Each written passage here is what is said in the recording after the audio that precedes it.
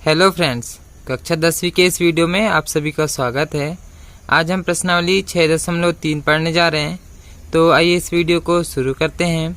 Video को शुरू करने से पहले आप चैनल को सब्सक्राइब कर लीजिए और बेल आइकन को दबा दीजिए, जिससे हर वीडियो की नोटिफिकेशन आप तक पहुंच जाएगी। तो चलिए इस वीडियो को शुरू करते हैं।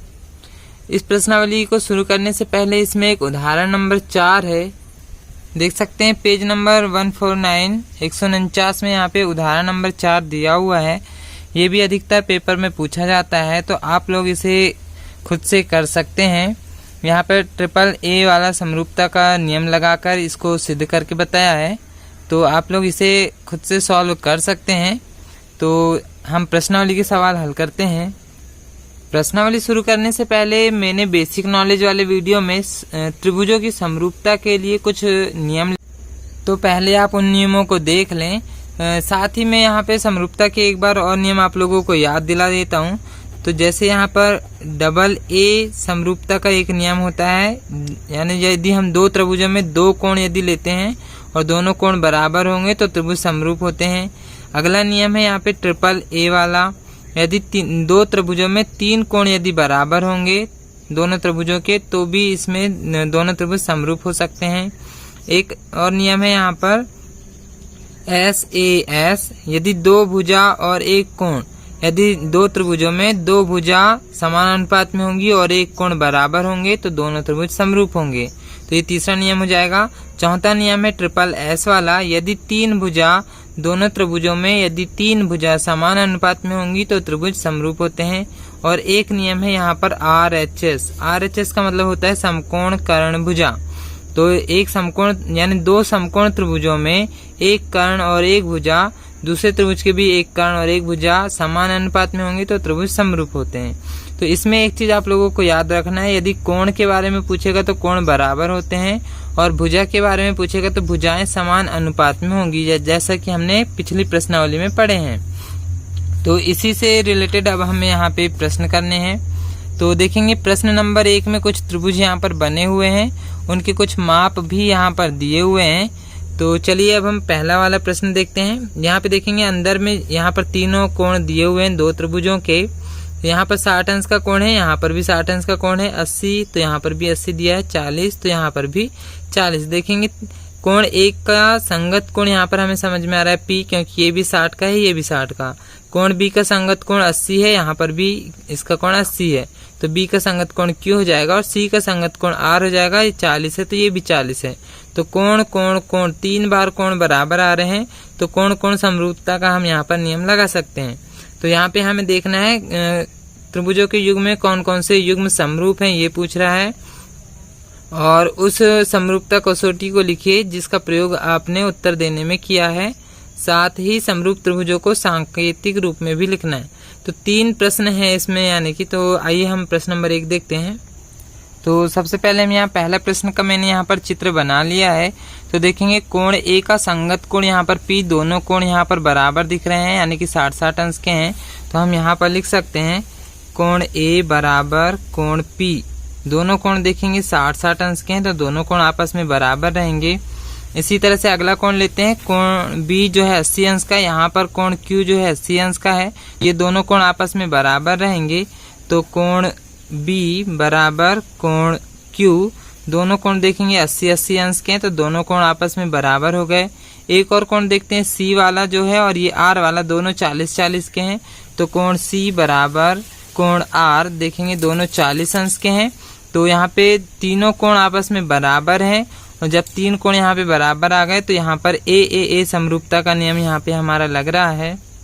तो यहाँ पर हम लिख सकते हैं AAA समरूपता से, यहाँ पे 3 बार कोण आए हैं इसलिए 3 बार A समरूपता वाला नियम हम लगा रहे हैं, तो दोनों त्रिभुज यहाँ पर समरूप हो जाएंगे। तो हम यहाँ पर एक आंसर दे सकते हैं कि ये दोनों त्रिभुज यहाँ पर समरूप हैं।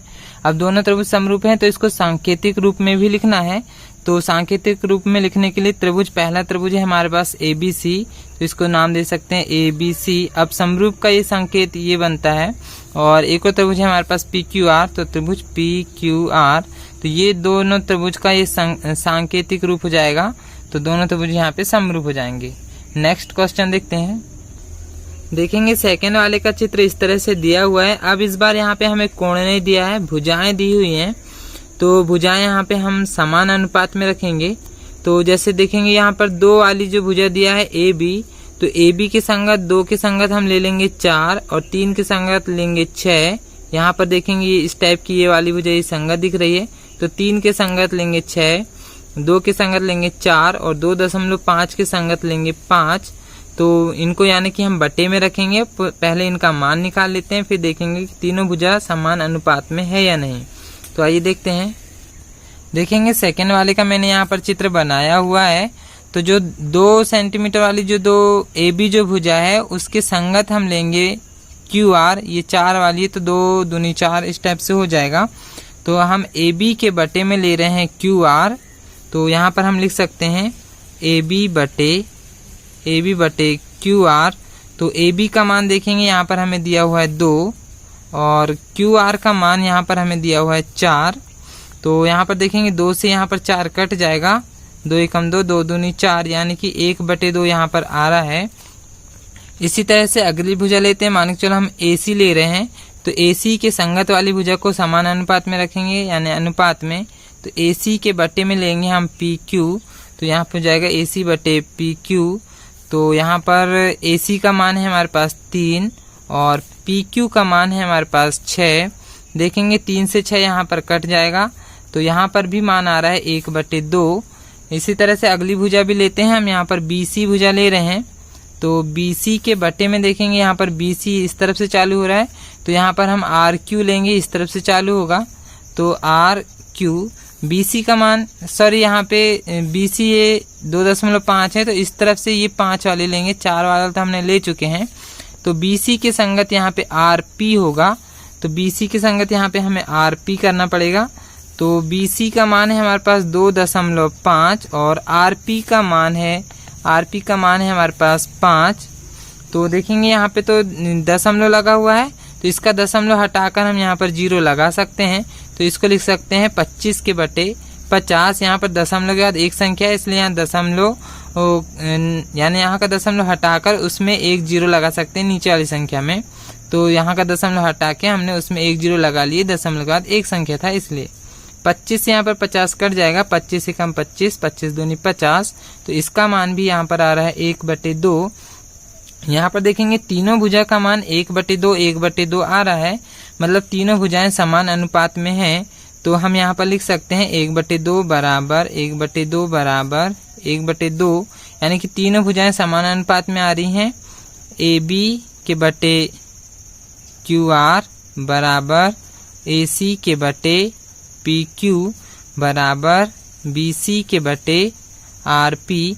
देखेंगे तीनों भुजाएं समान अनुपात में हैं, और जब तीनों भुजाएं समान अनुपात में होती हैं तो दोनों त्रिभुज समरूप होंगे। तो जो पहला वाला त्रिभुज है, यदि हम ए बी सी नाम देंगे इसको, ए बी सी समरूप हो जाएगा दूसरे वाले त्रिभुज के। तो ए बी सी समरूप त्रिभुज। अगला वाला को नाम दे सकते हैं क्यू आर पी।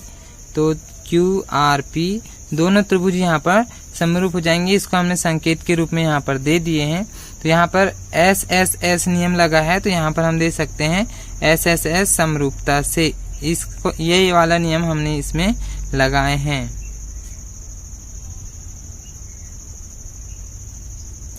तो इसी तरह से सारे क्वेश्चन हल करना है। नेक्स्ट क्वेश्चन देखते हैं।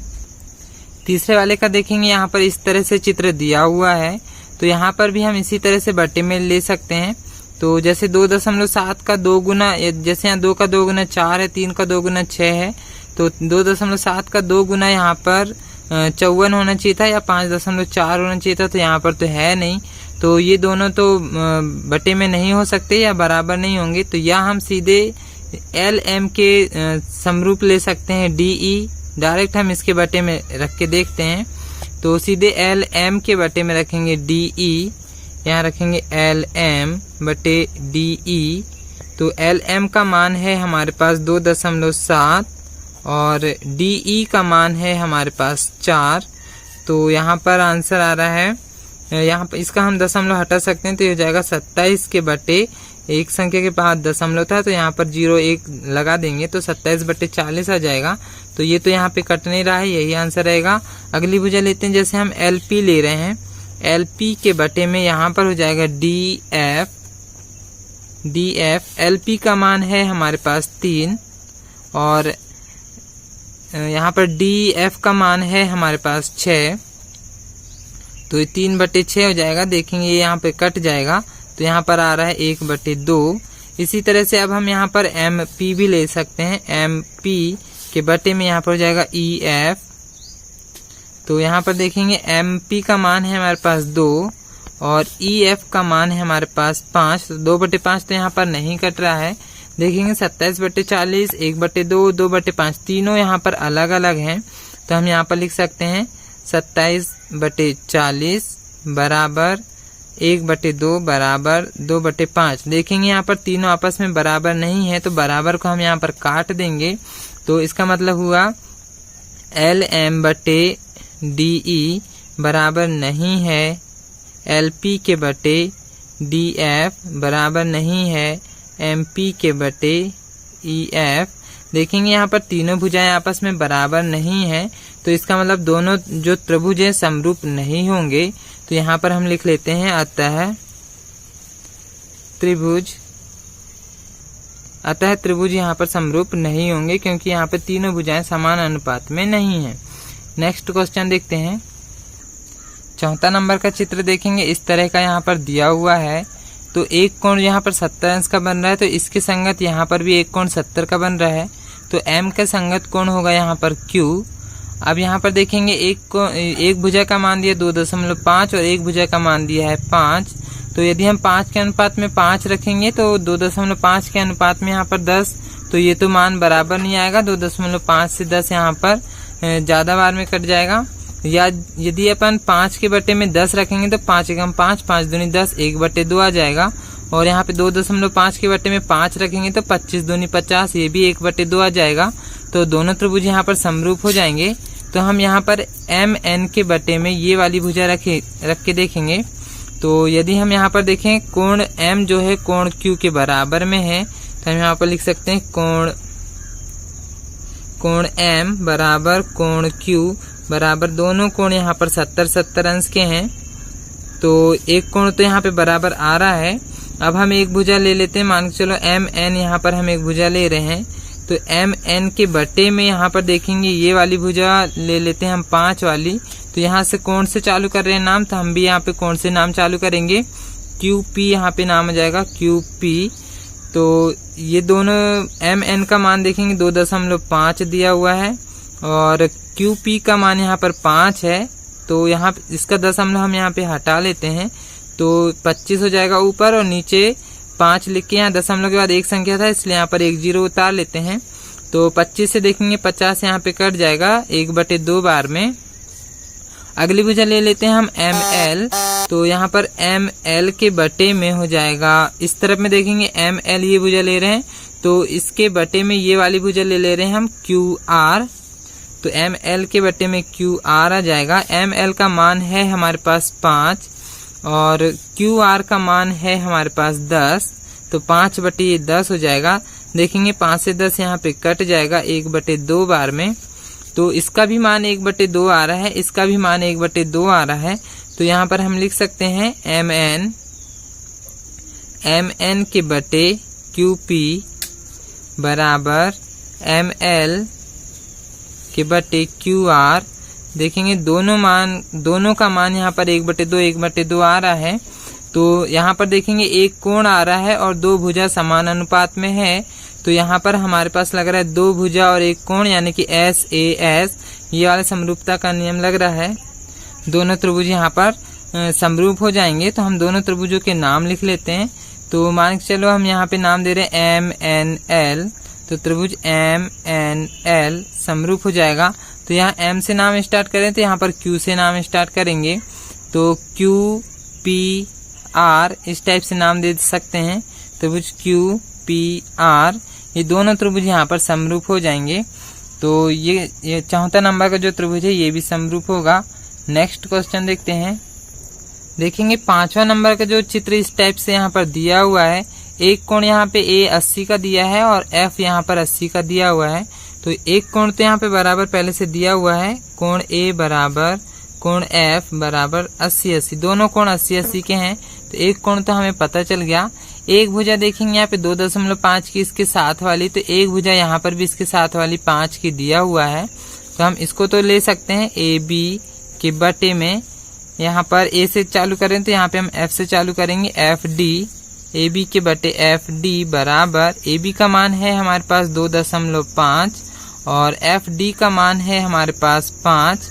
तो देखेंगे यहाँ दशमलव हटाएंगे तो ये हो जाएगा 25 के बटे 50, दशमलव के बाद एक संख्या था तो यहाँ पर एक 0 लगा देंगे।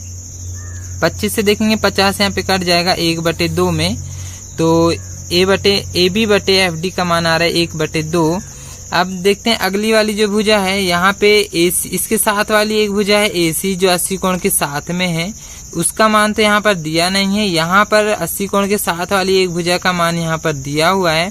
जब ये वाली और ये भुजा का अनुपात ही नहीं पता तो हम इसको एक साथ समान अनुपात में नहीं रख सकते।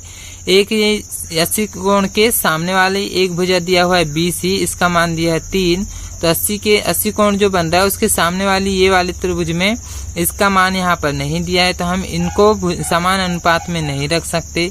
तो यहाँ पर देखेंगे सिर्फ एक ही भुजा को हम समान अनुपात में रख पा रहे हैं, बाकी दो भुजाओं को समान अनुपात में नहीं रख पा रहे हैं क्योंकि यहाँ पे उनके मान नहीं दिया हुआ है। तो हम यहाँ पर सीधे से देख सकते हैं कि जब कम से कम दो भुजाओं को समान अनुपात में रखना होता है तो यहाँ तो हम सिर्फ एक ही भुजा को रख पा रहे हैं, बाकी दो भुजाओं को नहीं रख पा रहे हैं। तो सीधे से ये दोनों त्रिभुज यहाँ पर समरूप नहीं होंगे। तो हम यहाँ पर लिख सकते हैं अतः दोनों त्रिभुज यहाँ पर समरूप नहीं होंगे क्योंकि एक ही भुजा समान अनुपात में आ रही है और बाकी एक भुजा और आना चाहिए तो वो नहीं आ रही। नेक्स्ट क्वेश्चन देखते हैं। प्रश्न नंबर 6 में इस तरह का यहाँ पर एक चित्र बना हुआ है। देखेंगे 80 कोण के संगत यहाँ पर एक कोण 80 बना हुआ है, 70 कोण यहाँ पर दिया हुआ है, यहाँ पर कोण नहीं दिया हुआ है, यहाँ का कोण नहीं दिया है, यहाँ का कोण 30 अंश दिया हुआ है।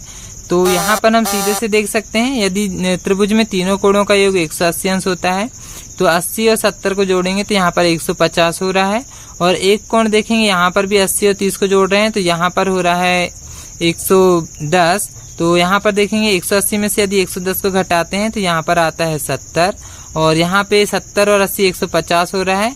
तो 180 में से यदि 150 को घटाएंगे तो यहाँ पर आ रहा है 30। तो तीनों जगह देखेंगे समान आ रहे हैं। यदि यहाँ पर 70 रखेंगे तो तीनों कोणों का योग 180 आ रहा है, और यदि यहाँ 30 रखते हैं तो तीनों कोणों का योग 180 आ रहा है। तो मतलब F के संगत यहाँ पर कोण R आ रहा है और D के संगत यहाँ पर P आ रहा है, दोनों का मान समान रहेगा। तो हम सीधे से यहाँ पर लिख सकते हैं कोण D बराबर इसके संगत ये वाला कोण हो जाएगा कोण P, दोनों कोण यहाँ पर हो जाएंगे 70-70 अंश के क्योंकि यहाँ पर त्रिभुज का नियम लग रहा है, तीनों कोणों का योग 180 अंश आ रहा है। इसी तरह से E के संगत देखेंगे यहाँ पर Q है, कोण E बराबर कोण Q, दोनों कोण यहाँ पर 80-80 अंश के आ रहे हैं। और एक और कोण देखेंगे F, कोण F बराबर में आएगा कोण R, देखेंगे दोनों कोण यहाँ पर 30-30 अंश में संतुष्ट हो रहे हैं, यानी 30-30 अंश के दोनों कोण आ रहे हैं। तो यहाँ पर देखेंगे 3 बार कोण लगा लिए हमने, इसलिए यहाँ पर ए समरूपता का नियम लग रहा है। ए समरूपता से दोनों त्रिभुज यहाँ पर समरूप हो जाएंगे। तो हम यहाँ पर इसका नाम देकर सांकेतिक रूप में इसको दर्शा देते हैं, त्रिभुज DEF समरूप त्रिभुज। अब D के संगत यहाँ पर P आएगा, E के संगत Q आएगा, तो इसका नाम हो जाएगा PQR, दोनों त्रिभुज यहाँ पर समरूप हो जाएंगे। तो जो 6th नंबर का है ये भी यहाँ पर समरूप है। नेक्स्ट देखते हैं। देखेंगे प्रश्न नंबर 1 में यहाँ पर 6 क्वेश्चन दिया होता है, तो यहाँ पे 6 त्रिभुज यहाँ पर हो चुके हैं। अब हम प्रश्न नंबर 2 देखते हैं। प्रश्न नंबर 2 में यहाँ पर एक चित्र यहाँ पर पहले से बना हुआ है और कुछ चीजें यहाँ पर हमें दिया है और 3 कोण यहाँ पर हमें ज्ञात करना है। त्रिभुज ODC और OBA ये दो त्रिभुज हमें पहले से समरूप करके दिया हुआ है, और BOC 125 अंश का ये हमें पहले से दिया है। ये दो त्रिभुज जो बन रहे पहले से समरूप हैं।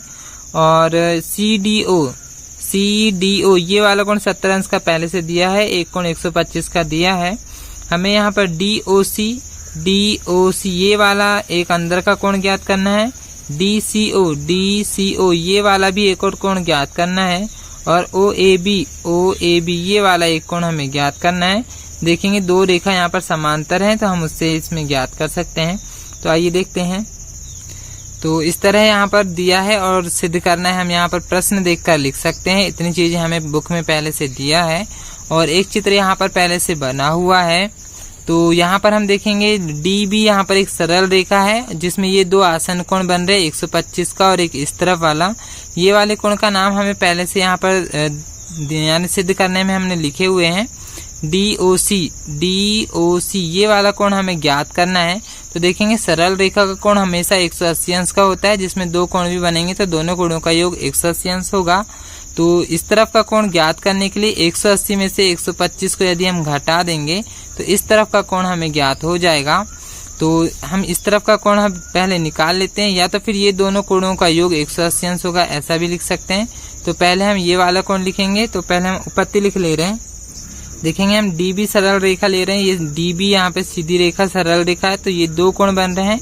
ऊपर वाले कोण का नाम हो जाएगा DOC कोण DOC प्लस अब ये जो 125 अंश वाला कोण है उसका नाम हमने यहाँ पहले से दिए हुए हैं BOC, यह है BOC कोण BOC। दोनों कोणों का योग यहाँ पर हो जाएगा 180। DOC तो हमें यहाँ पर ज्ञात करना है तो इसको वैसे ही रखेंगे, प्लस BOC का मान हमें दिया हुआ है 125 बराबर में 180 हो जाएगा। 125 को हम इस तरफ पक्षांतर कर देंगे, इस तरफ में सिर्फ DOC रहेगा बराबर 180 और 125 इस तरफ जाके माइनस में हो जाएगा। 180 में से 125 को अब हम यहाँ पर घटा देंगे, इस तरफ में कोण DOC ही रहेगा और यहाँ पर बचेगा 55 अंश।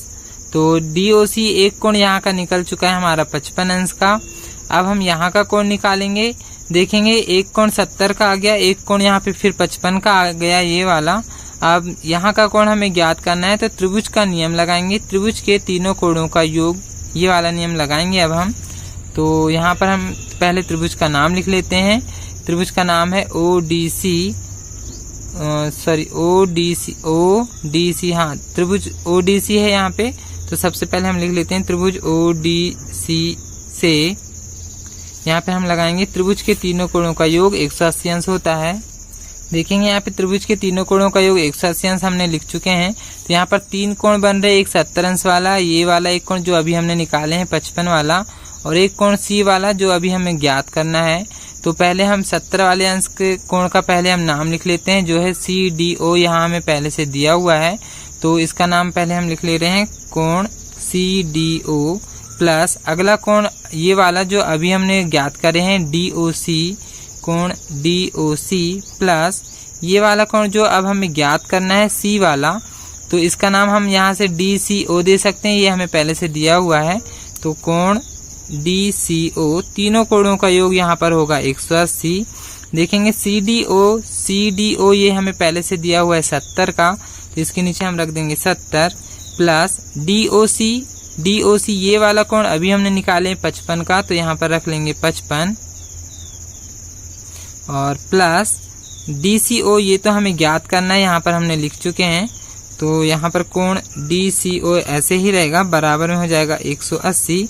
तो 70 और 55 यहाँ पर जुड़ जाएंगे तो यहाँ पर हो जाएगा 125 प्लस कोण DCO बराबर में हो जाएगा 180। तो यहाँ पर देखेंगे 125 को हम इस तरह पक्षांतर कर देंगे तो कोण DCO बराबर 180 और धन 125 इस तरह जाके ऋण में चले जाएगा। तो 180 में से 125 को अब हम यहाँ घटा देंगे। तो देखेंगे अभी हमने पिछले इसमें भी घटाए थे, 180 में से 125 को घटाए थे तो 55 आया था। तो यहाँ पर भी कोण DCO का मान यहाँ पर फिर से 55 आ जाएगा। तो ये वाला कोण भी यहाँ पर 55 आ चुका है, ये कोण भी यहाँ पे 55 आ गया। अब हमें निकालना है OAB, ये वाला कोण अब हमें ज्ञात करना है OAB। तो यहाँ पर देखेंगे ऐसे Z टाइप की एक आकृति बन रही है जिसमें एकांतर कोण C वाला और A वाला ये दोनों कोण आपस में बराबर होंगे। तो ये कोण 55 का है तो ये वाला कोण भी यहाँ पे 55 का हो जाएगा एकांतर कोण के नियम से, क्योंकि ये दोनों रेखाएं आपस में समांतर है। तो सबसे पहले हम ये कोण और ये दोनों कोण दोनों को आपस में बराबर कर देते हैं। तो हमें ये वाला कोण ज्ञात करना है ए वाला, तो इसका नाम है ओ ए बी। तो हम यहाँ पर लिख सकते हैं कोण ओ ए बी बराबर होगा ये सी वाले कोण से। तो सी वाले कोण का हमने नाम दिए हैं अभी भी डी सी ओ, तो इसको लिख सकते हैं कोण डी सी ओ। दोनों कोण यहाँ पे 55-55 के होंगे और कौन से नियम से होंगे हम यहाँ पर दे सकते हैं, एकांतर कोण से।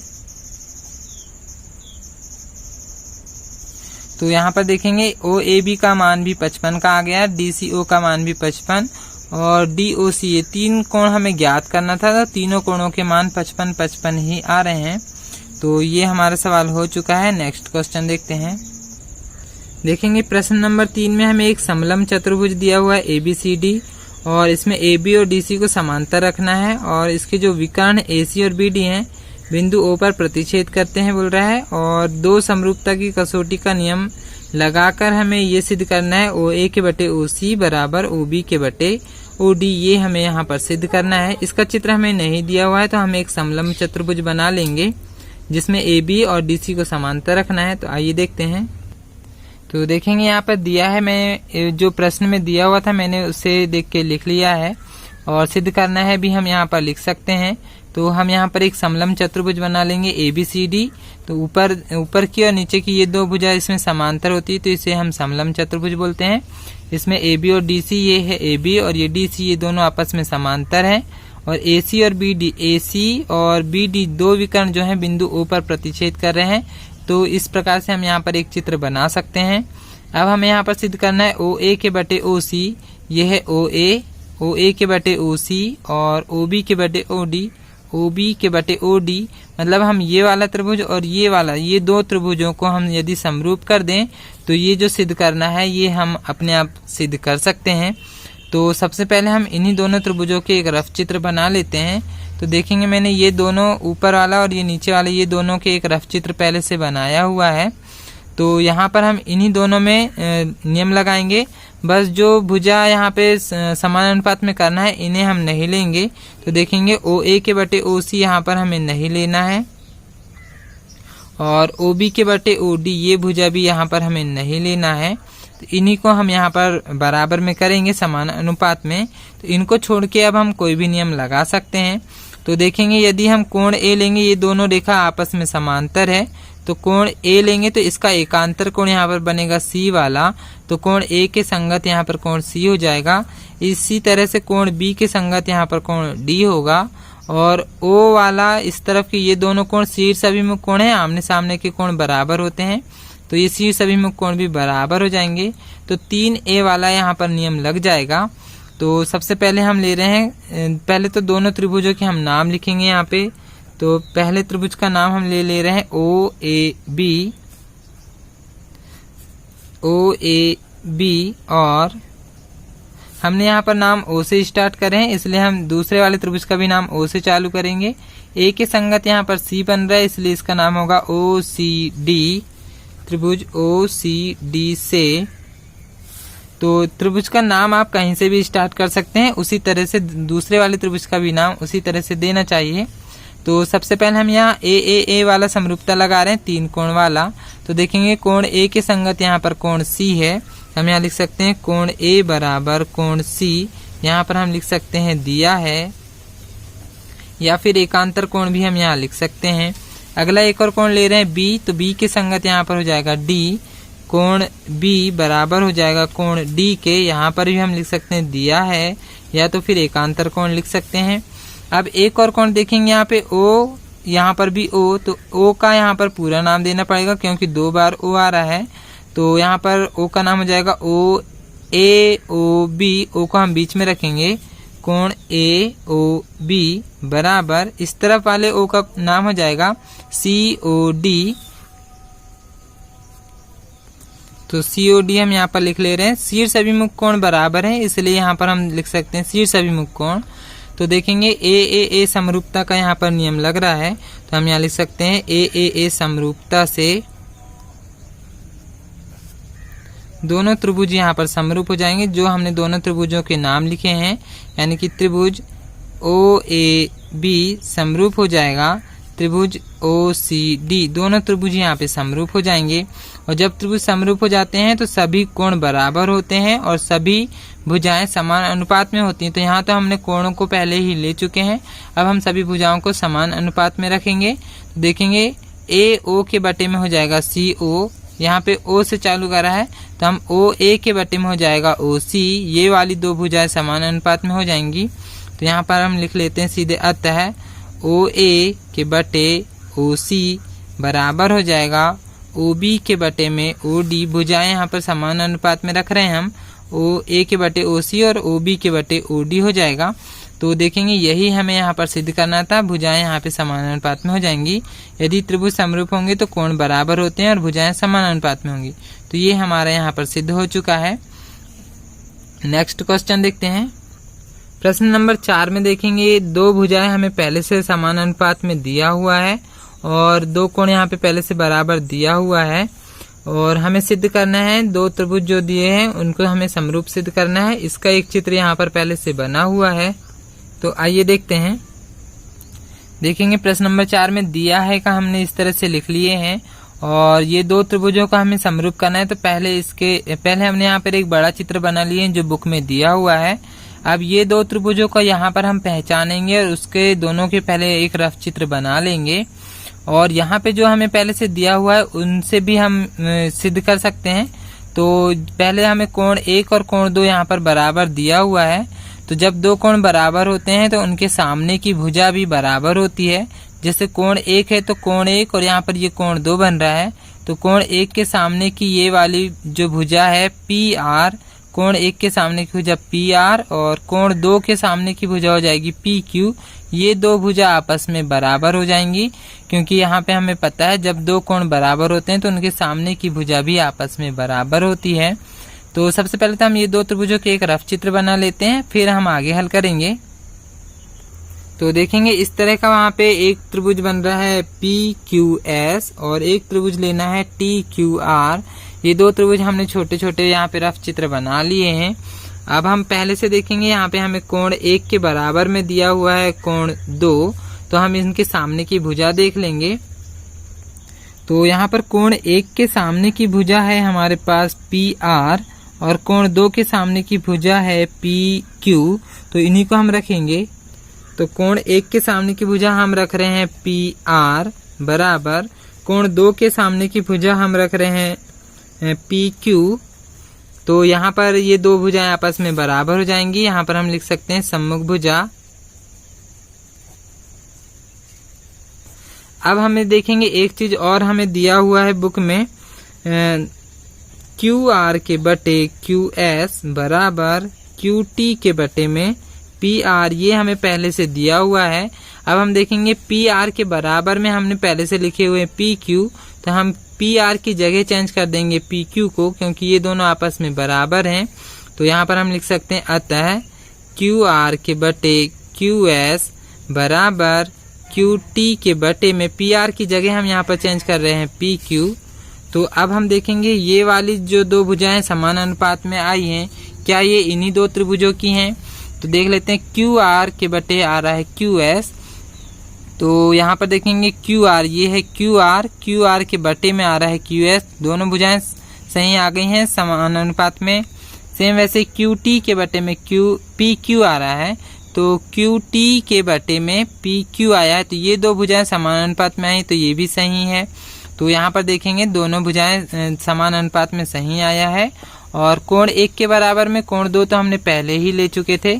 तो यहाँ पर देखेंगे दो भुजा ले लिए और उनके बीच का एक कोण ले लिए, कोण 1 के बराबर कोण 2। तो दो भुजा और एक कोण यहाँ पर लग रहा है SAS से। यहाँ पर दोनों त्रिभुज, जो दो त्रिभुज थे, दोनों त्रिभुज यहाँ पर समरूप हो जाएंगे। तो पहले वाले त्रिभुज का हम नाम लिख लेते हैं त्रिभुज PQS और बीच में समरूप का निशान लगाएंगे, और दूसरे वाले त्रिभुज का नाम TQR, त्रिभुज TQR।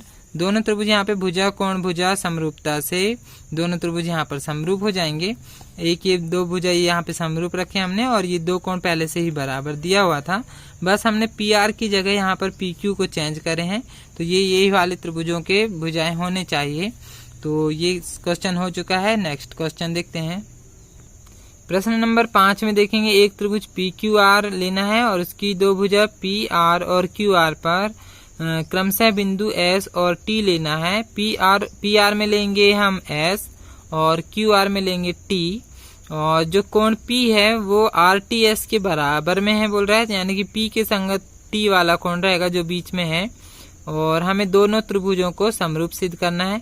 तो आइए देखते हैं। एक कोण तो हमें पहले से ही बराबर दिया हुआ है, तो देखेंगे क्वेश्चन नंबर 5 में दिया है। मैंने बुक से देखकर इतनी चीजें यहाँ पर नोट कर ली हैं, इतनी चीजें बुक में दिया हुआ है, और दोनों त्रिभुजों को हमें समरूप सिद्ध करना है। तो हम यहाँ प्रश्न पढ़ के इस टाइप का एक चित्र बनाएंगे। देखेंगे PQR, मैंने यहाँ PQR एक त्रिभुज बनाया हुआ है, और PR के बीच में S बिंदु लेना था, तो ये है PR के बीच में बिंदु S लिए हैं, और QR के बीच में T लेना है, तो ये है QR के बीच में T बिंदु लिए हैं, और फिर दोनों को इसमें मिला देंगे। तो जो कोण P है, यानी कि ये वाला जो कोण P है RTS ये वाले कोण के संगत होगा, P के संगत T वाला कोण होगा।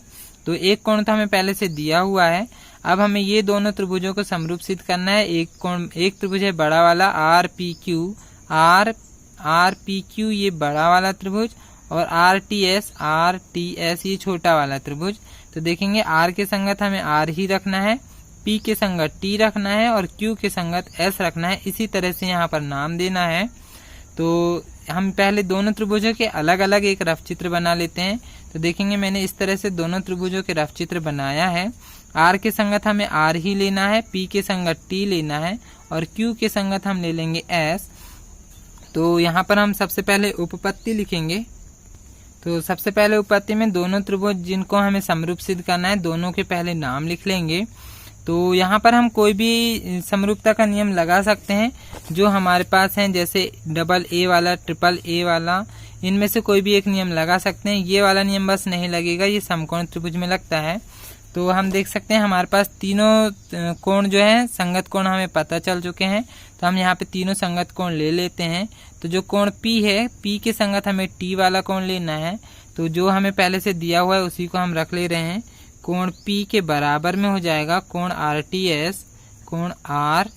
RTS, और एक और अगला कोण लेते हैं। मान के चलो हम R वाला ले रहे हैं, तो इसका नाम पूरा नाम दे देते हैं हम PRQ।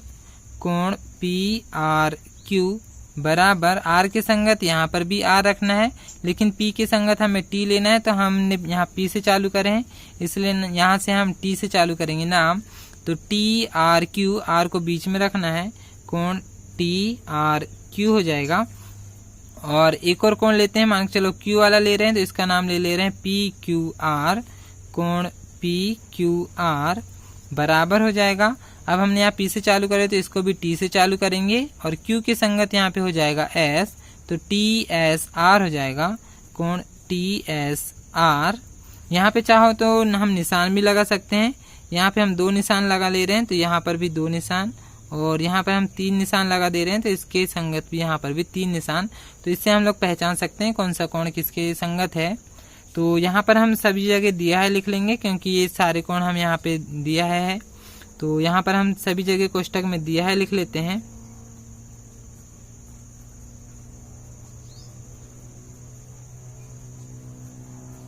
तो देखेंगे AAA AAA समरूपता वाला यहाँ पर नियम लगा है। तो AAA समरूपता से दोनों त्रिभुज यहाँ पर समरूप हो जाएंगे। तो पहले वाले त्रिभुज का नाम हमने दिए RPQ, और दूसरे वाले त्रिभुज का है RTS। दोनों त्रिभुज यहाँ पे समरूप हो चुके हैं, तो यही हमें सिद्ध करना था। तो AAA समरूपता से दोनों त्रिभुज यहाँ पे समरूप हो चुके हैं। नेक्स्ट क्वेश्चन देखते हैं। प्रश्न नंबर 6 देखते हैं। यहाँ पे हमें दो त्रिभुज ABE और ACD, हमें 6.37 ये वाला चित्र देखना है।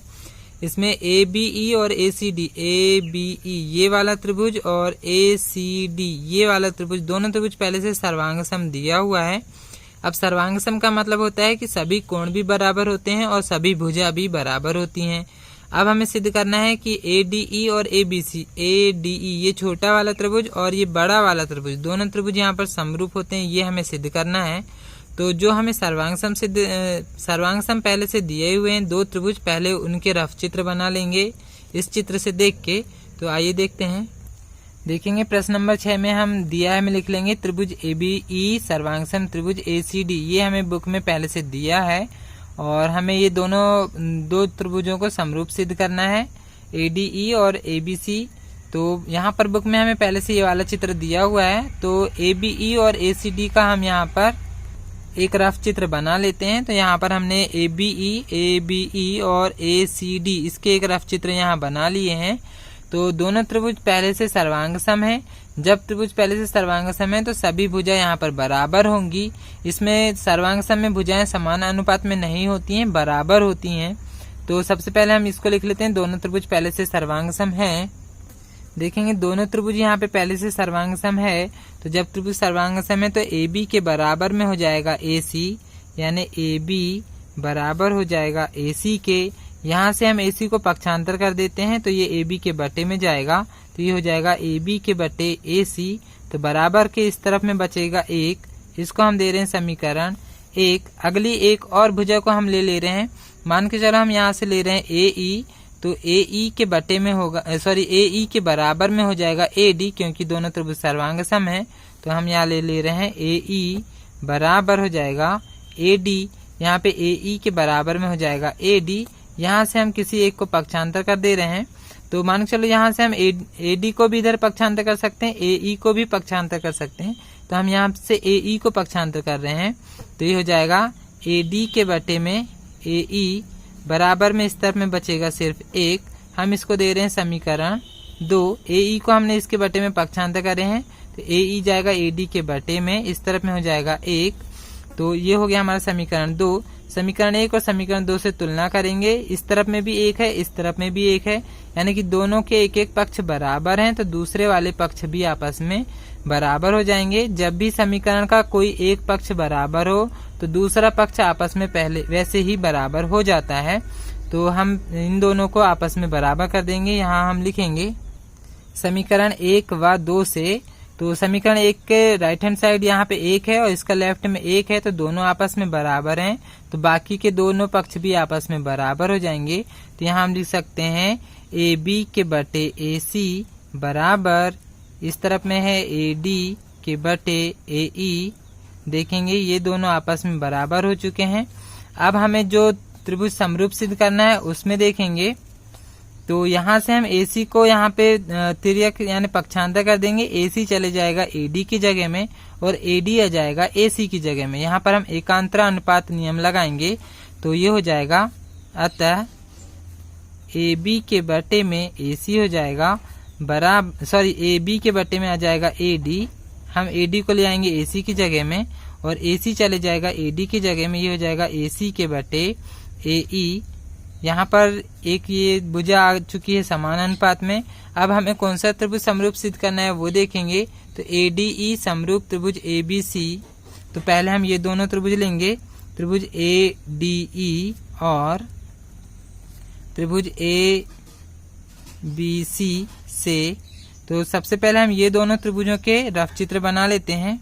यहाँ पर देखेंगे हमें ये दोनों त्रिभुजों को समरूप सिद्ध करना है, तो अब हम यही दोनों त्रिभुज लेंगे। तो यहाँ पर मैंने दोनों के रफ चित्र पहले बना लिया है।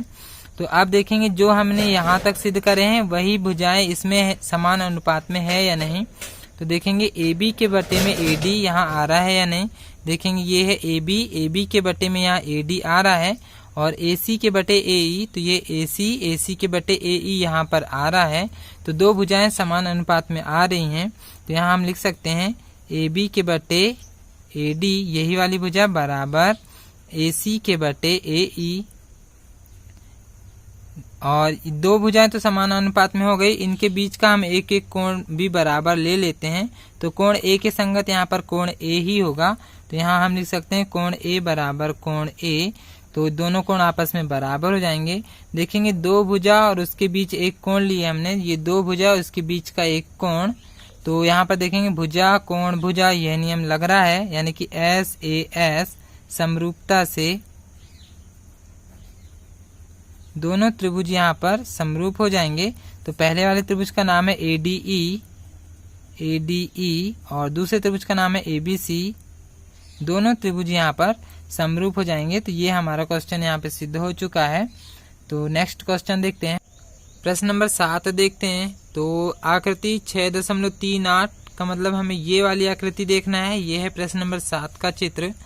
तो अब देखेंगे यहाँ पर हमें ABC एक शीर्ष लंब AD और CE परस्पर बिंदु P पर प्रतिच्छेद करते हैं। एक त्रिभुज है ABC, एक त्रिभुज ABC है, इसमें दो शीर्ष लंब है AD और CE।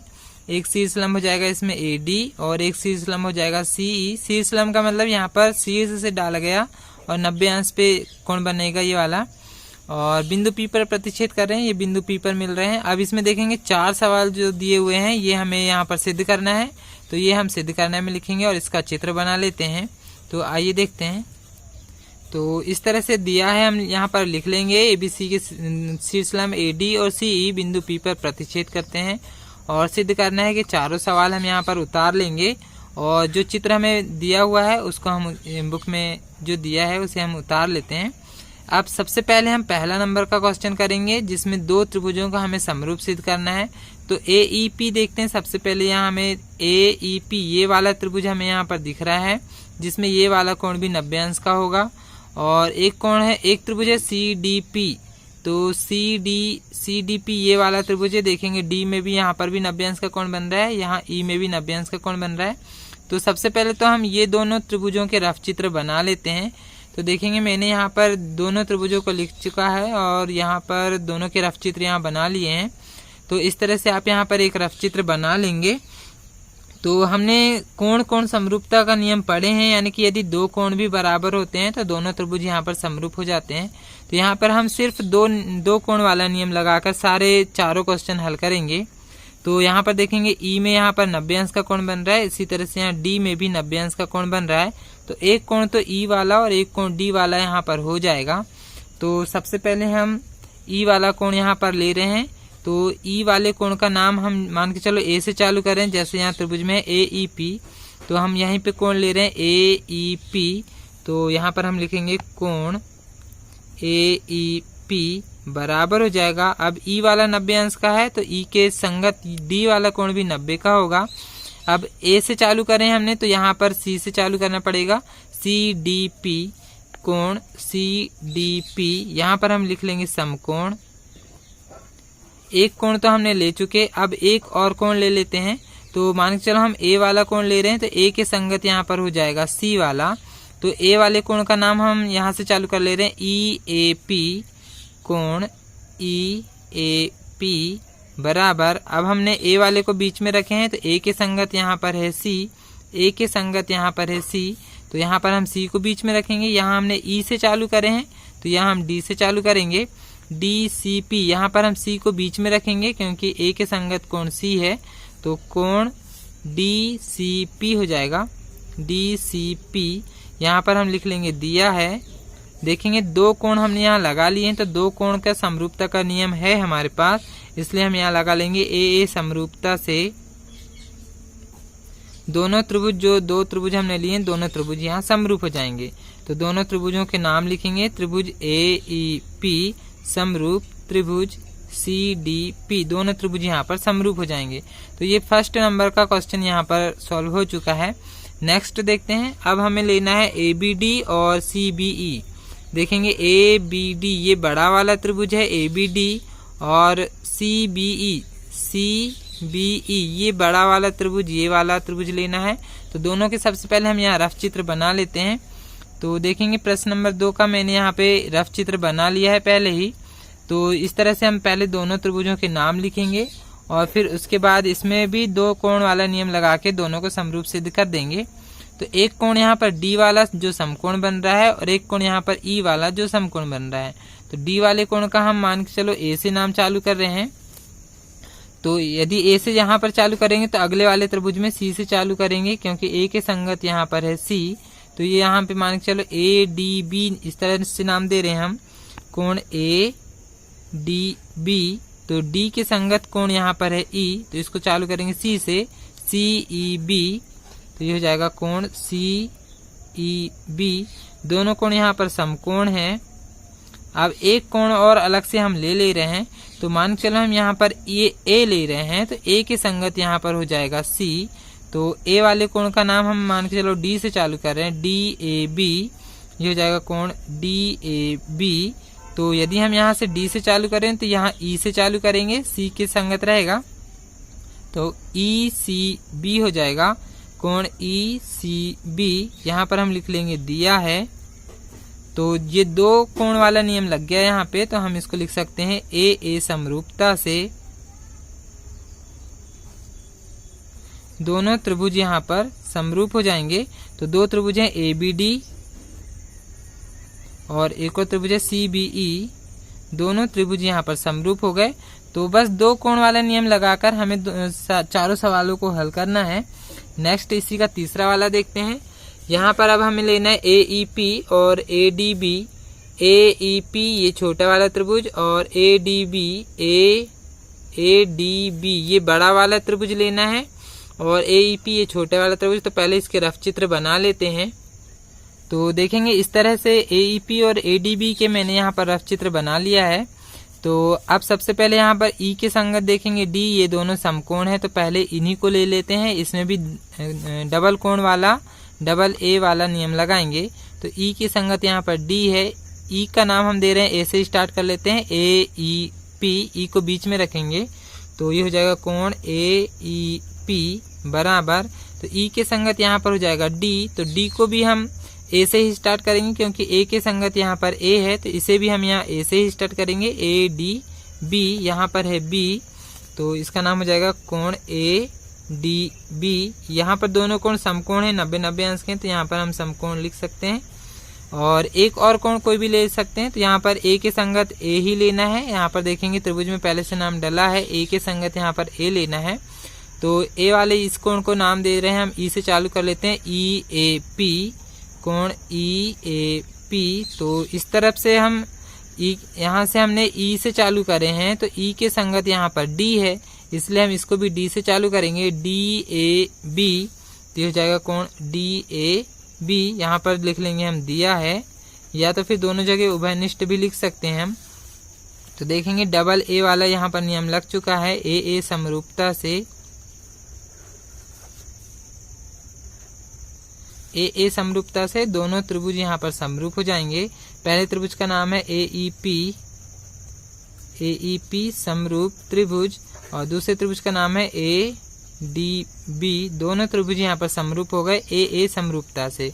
इसी तरह से लास्ट वाला क्वेश्चन भी है जो चौथा नंबर का है, उसमें देखेंगे पी डी सी लेना है। पी डी सी ये छोटा वाला त्रिभुज और बी ई सी ये बड़ा वाला त्रिभुज, ये दोनों त्रिभुजों को भी हमें समरूप सिद्ध करना है। तो इसके भी रफ चित्र बना लेते हैं। देखेंगे इस तरह का यहाँ पर हमने रफ चित्र बना लिए हैं। तो इसमें भी ये कोण 90 का बन रहा है, ये वाला कोण 90 का बन रहा है, तो इन्हीं दोनों को सबसे पहले ले लेते हैं। तो डी वाले कोण को बीच में रखेंगे, जिस तरह से यहाँ त्रिभुज का नाम दिए हैं उसी तरह से इसको बीच में रख ले रहे हैं। पी डी सी, कोण पी डी सी बराबर हो जाएगा। तो यहाँ पर ई वाला कोण है, यहाँ देखेंगे पी के संगत यहाँ पर बी है, इसलिए हम इसको बी से चालू करेंगे, बी ई सी। तो ये हो जाएगा कोण बी ई सी। ये दोनों कोण समकोण है, यानी कि 90 अंश के हैं। और एक कोण हम यहाँ पर ले लेते हैं। तो मान के चलो यहाँ पर हम P ले रहे हैं, तो यहाँ देखेंगे P के संगत यहाँ पर B है, तो P के संगत हम यहाँ पर B ले रहे हैं। तो P वाले कोण का नाम हम P को बीच में रखेंगे, तो कहीं से भी स्टार्ट कर सकते हैं। तो D से चालू कर रहे हैं, तो DPC यहाँ पर नाम दे रहे हैं, कोण DPC। तो इसको भी हम E से स्टार्ट करेंगे, 90 अंश से स्टार्ट करे थे हमने, तो EBC यहाँ पर हो जाएगा, कोण EBC। इसके अलावा C वाला कोण भी हम ले सकते हैं, दोनों में उभयनिष्ठ हो जाएगा। तो यहाँ अभी हमने P वाला और B वाला लिए हैं, तो यहाँ पर हम दिया है लिख सकते हैं। देखेंगे इसमें भी डबल कोण वाला नियम लग चुका है, तो यहाँ पर लिखेंगे ए समरूपता से दोनों त्रिभुज यहाँ पर समरूप हो जाएंगे। पहले त्रिभुज का नाम है PDC समरूप त्रिभुज, और दूसरे त्रिभुज का नाम है BEC। दोनों त्रिभुज यहाँ पर समरूप हो चुके हैं। तो इसके 4 क्वेश्चन थे, यहाँ पे चारों क्वेश्चन समाप्त हो चुके हैं। तो देखेंगे यहाँ पे प्रश्न नंबर 7 तक के सारे क्वेश्चन आईएमपी हैं और फिर इधर पे 13 और 15 नंबर का क्वेश्चन ज़्यादातर एग्जाम में आता है। तो ये वीडियो काफ़ी बड़ा हो चुका है, तो यह प्रश्नावली का पार्ट 1 हो जाएगा। इसका जो पार्ट 2 में बनाऊंगा उसमें 8, 9, 10 से लेके 16 तक सारे क्वेश्चन हम हल करेंगे। तो यह वीडियो पार्ट 1 हो जाएगा। तो इस वीडियो को पूरा देखने के लिए आप सभी का धन्यवाद।